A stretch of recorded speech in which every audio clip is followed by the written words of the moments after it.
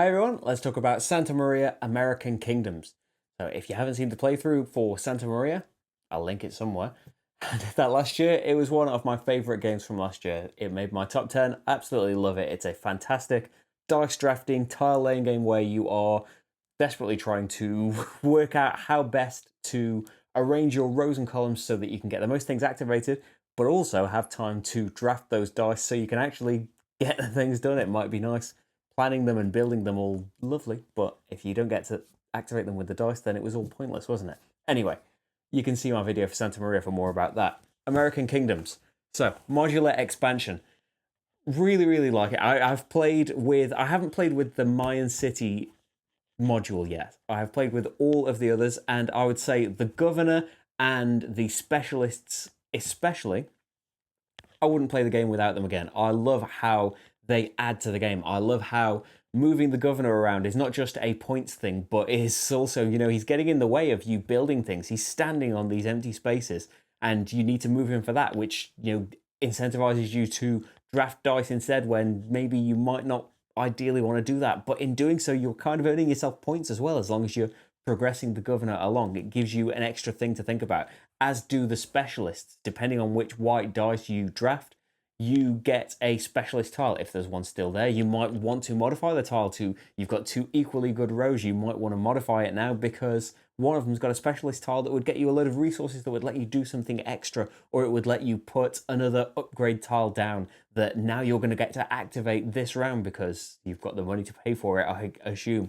Really, really fantastic. I do like the Ambassador expansion, which reduces the number of dice in the game, but gives a blue dice and a white dice that is kind of a common one. When somebody drafts them and gets to decide what they're going to be by paying the money to adjust them if they want to, but then everybody else gets to do it as well. So it adds this thought of, maybe I want to wait because I really want someone to activate the 2-column for me. That it's the only dice that's out there, and I'm just going to wait until somebody does it for me. I don't really mind what happens. I just want a free action.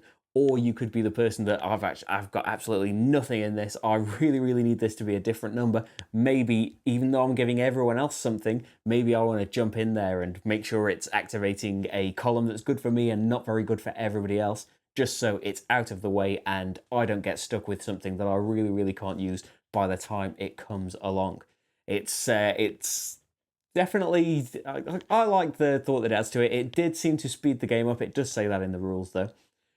But Rachel, for one, really, really didn't like that. Really didn't like choosing, or in the end, once they're the only things left, being forced to choose a dice that then benefited everybody else. Even though, really, we're getting the same number of actions, and you, as the player that's drafting it, is controlling what that's going to be and can affect it to, not help the other players as much.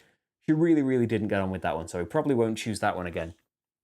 The Mayan City, though, wow, it's such an exciting thing that, we just haven't got a chance. So many things coming out at Essen that understandably want videos up by Essen.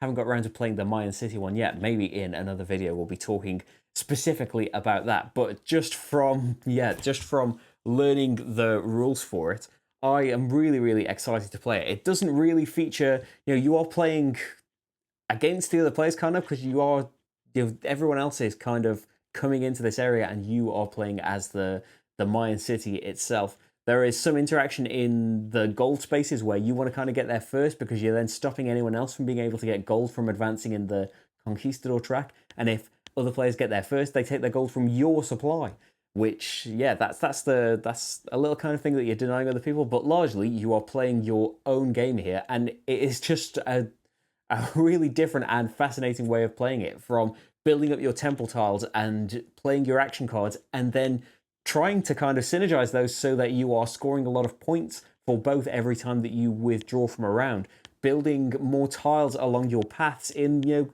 a lot of things that's got, echoes of what you were doing in the normal game of laying these tiles down, getting these buildings done, but just in the sense of these paths that your dice follow that you can upgrade with road tiles as well. Just a really, really cool and completely new, out of nowhere expansion module that I am really, really excited to play.